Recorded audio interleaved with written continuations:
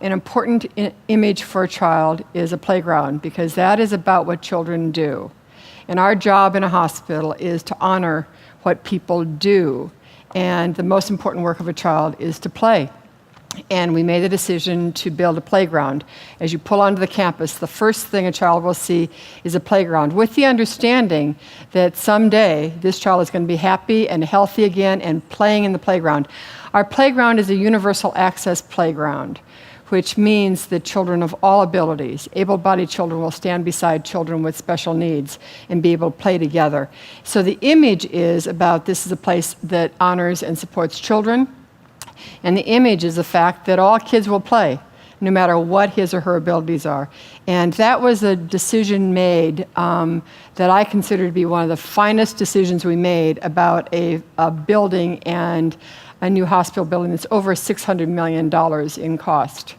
And building a playground is a real statement to our kids and our families about who we are and what we honor, and that is about kids being kids.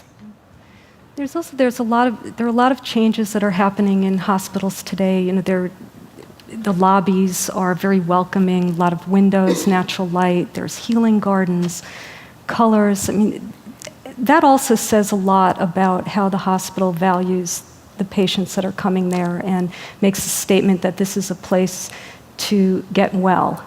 I'd like to open this up and you know, what are some of the innovative things that you've been doing? I know, James, you've been involved in that as well, to send a message to people, and then once they're admitted and once they're in the hospital, what are some of those things behind the scenes that the rest of us don't typically see, that are there not just to help them get well, but to keep them healthy?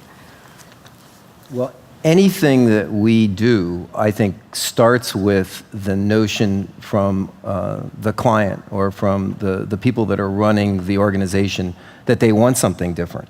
So actually it starts really early on with looking for someone who isn't necessarily, when I speak about that, an architect that necessarily is specializing in healthcare. That can be sort of a dangerous thing, a dangerous path to go down, but more someone who sort of specializes in design, because as has been said, hospitals and clinics haven't always been designed as more put together or ad hoc, added to and added to and added to.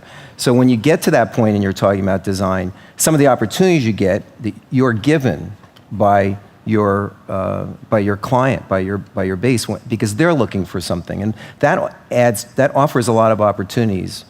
In our case, we did things like create a rural health clinic, which, because it was in a very small community, was actually designed as a health clinic / community center to create connectivity with the community. That means it had a small restaurant or cafe. It had a community room, it had conference rooms, a large lobby area where they could do educational events. It was really, the way I refer to it is wellness design instead of health design.